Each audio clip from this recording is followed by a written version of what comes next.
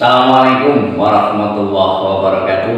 Anak-anakku yang hebat, yang luar biasa, tetap semangat. Bagaimana kabar kalian hari ini? Tentu luar biasa.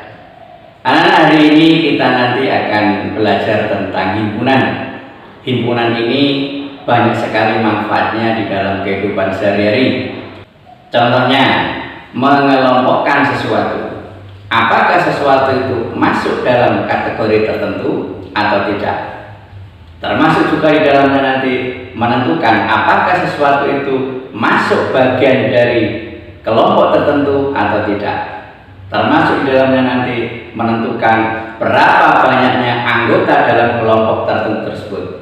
Di samping itu, materi himpunan ini nanti sangat menunjang kalian di dalam mempelajari materi-materi selanjutnya. Oleh karena itu, silakan simak baik-baik, ikuti baik-baik materi pada kesempatan kali ini.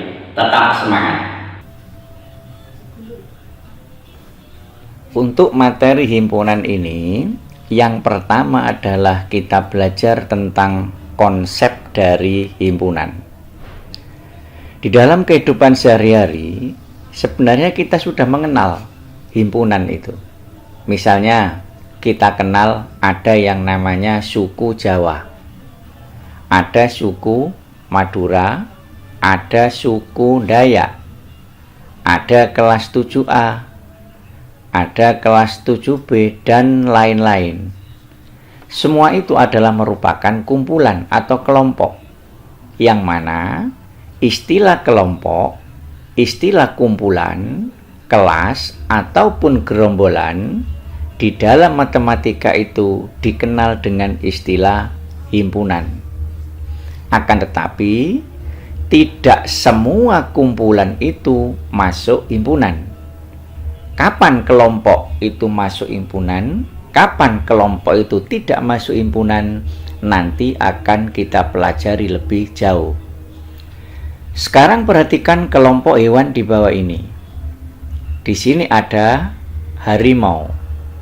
Di sini ada buaya, ada kobra, ada singa. Kelompok apa hewan di bawah ini? Masuk kelompok apa? Bisa jadi kelompok hewan ini masuk binatang buas. Sekarang perhatikan gambar yang kedua. Kalau kumpulannya seperti ini, terus kita identifikasi masuk kelompok apa? Kalau masuk binatang buas jelas tidak, karena di sini ada yang buas, ada yang tidak. Kalau pemakan rumput jelas tidak, karena ada yang pemakan rumput, ada yang tidak. Mungkin yang cocok untuk kumpulan ini adalah kumpulan binatang berkaki 4.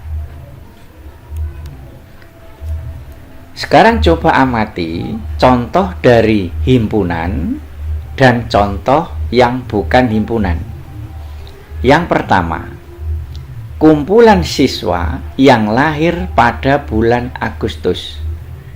Di sini kriterianya jelas, bisa diidentifikasi dengan jelas. Mana siswa yang lahir pada bulan Agustus dan mana siswa yang lahir bukan bulan Agustus. Sehingga jika ada sekelompok anak terus disuruh memilah-milah mana yang lahir bulan Agustus dan yang bukan bulan Agustus, jelas bisa dibedakan. Makanya yang jelas seperti ini namanya himpunan. Bedakan dengan yang bawah ini. Kumpulan orang kaya di Indonesia. Kaya itu kriterianya yang bagaimana? Apakah yang mobilnya banyak atau cukup mobilnya satu? Hartanya berapa bisa dikatakan kaya? Tidak jelas. Bisa jadi seseorang, misalnya ada orang yang namanya Abi. Bisa jadi ini nurut orang tertentu masuk kategori kaya. Bisa jadi menurut orang lain masuk kategori biasa, atau bahkan menurut orang yang lain lagi masuk kategori tidak kaya. Jadi tidak jelas.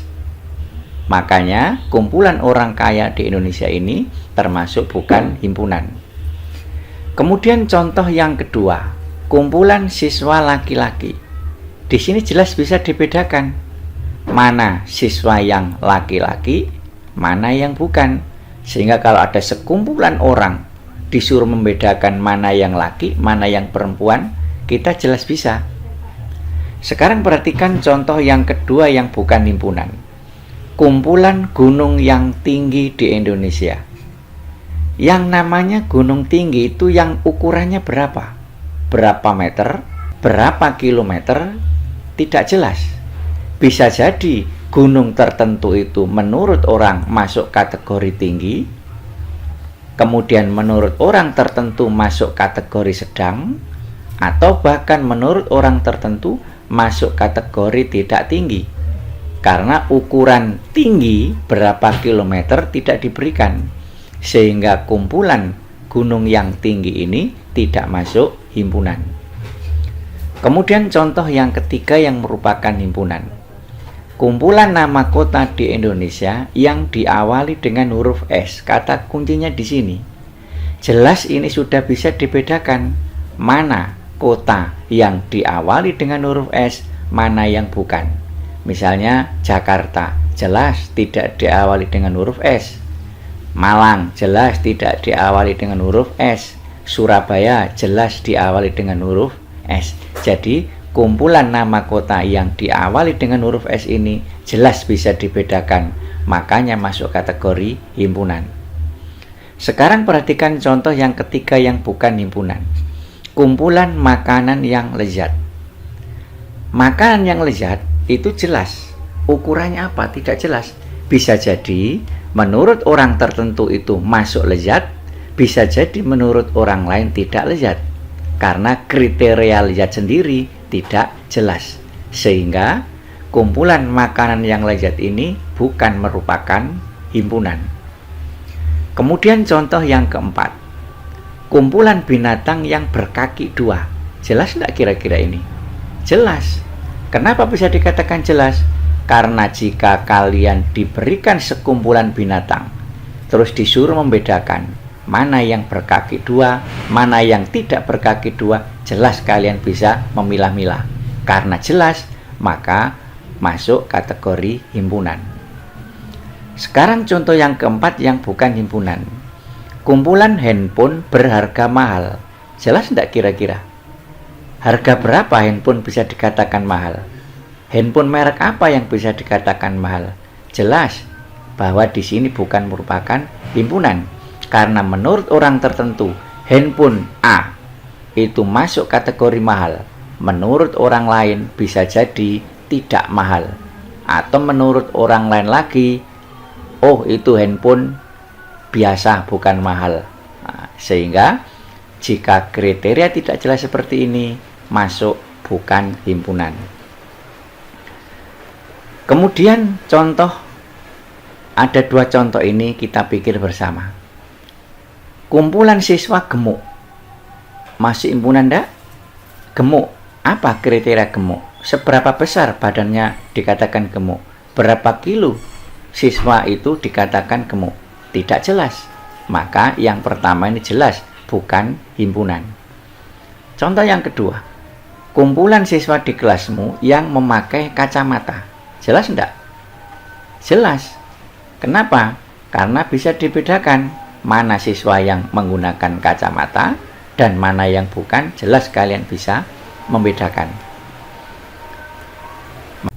Dari contoh-contoh tersebut dapat disimpulkan bahwa himpunan itu adalah merupakan kumpulan atau kelompok objek.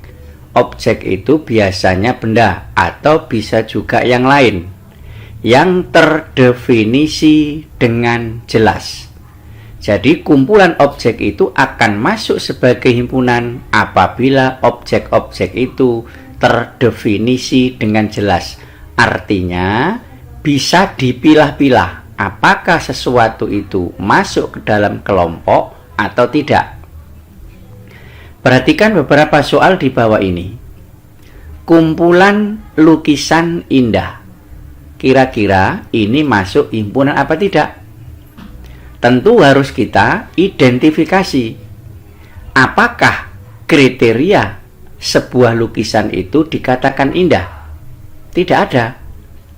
Bisa jadi lukisan itu indah menurut orang lain, bisa juga menurut orang yang lain lagi itu bukan tergolong lukisan yang indah. Jadi kriteria dari indah itu tidak jelas. Maka yang nomor 1 ini tergolong bukan himpunan. Yang nomor 2, kumpulan buku-buku tebal. Sebuah buku dikatakan tebal jika ukurannya berapa?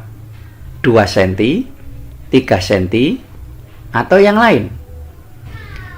Ini juga begitu, tidak jelas. Bisa jadi buku itu tebal menurut orang yang pertama, bisa juga buku itu tidak tebal menurut orang yang lain. Sehingga karena kriteria tebal itu tidak ada, maka yang kedua ini juga bukan merupakan himpunan. Contoh yang ketiga, kumpulan siswa berbaju biru. Himpunan apa tidak? Jelas apa tidak? Tentu bisa dibedakan mana siswa yang berbaju biru dan mana yang tidak berbaju biru. Sehingga jika diberikan sekumpulan anak, kemudian disuruh memilah-milah mana siswa yang berbaju biru, mana yang berbaju selain warna biru, jelas bisa diidentifikasi. Artinya nomor 3 ini terdefinisi dengan jelas. Berarti nomor 3 ini merupakan himpunan. Sekarang yang nomor 4. Kumpulan siswa kelas 7B yang usianya 50 tahun. Apakah bisa kalian membedakan anak yang usianya 70 tahun, 50 tahun, atau 60 tahun? Jelas bisa dibedakan. Dalam hal ini kita tidak bisa berbicara bahwa tidak ada siswa kelas 7B yang usianya 50 tahun. Justru karena kalian tahu bahwa siswa 7B tidak ada yang berusia 50 tahun, artinya kumpulan siswa kelas 7B yang usianya 50 tahun ini terdefinisi dengan jelas. Sehingga yang 4 ini masuk himpunan. Meskipun himpunan itu anggotanya tidak ada, karena tidak ada siswa kelas 7B yang usianya 50 tahun. Tetapi kalian bisa mengatakan itu tidak ada, artinya jelas. Karena jelas, maka yang 4 ini masuk himpunan. Selanjutnya tentang lambang himpunan. Ada beberapa syarat. Yang pertama, untuk menuliskan sebuah himpunan itu dituliskan dengan huruf kapital seperti ini. Saya ambil contoh, P penulisannya seperti ini. Ini himpunan, bukan seperti ini. Yang kedua, penulisan anggota himpunan dibatasi dengan kurung kurawal. Jadi kalau himpunan P berarti harus ada lambang kurung kurawal seperti ini. Kemudian syarat yang ketiga, untuk memisahkan anggota satu dengan yang lain adalah koma. Berarti misalnya di sini P, himpunan P anggotanya 2, dipisah dengan koma, 3, 5, 7 misalnya, diakhiri dengan kurung kurawal. Jadi ini huruf kapital, ada kurung kurawal, antara satu dengan yang lain dipisah dengan tanda koma. Misalnya ada lagi himpunan A, nulisnya kapital seperti ini, tidak seperti ini. Ada kurung kurawal, ditulis anggotanya, misalnya anggur, kemudian melon. Pertama, memenuhi syarat huruf kapital, kemudian yang kedua ada kurung kurawal, antara satu dengan yang lain dipisah dengan tanda koma. Misalkan himpunan yang lain lagi, himpunan D, huruf kapital, bukan seperti ini.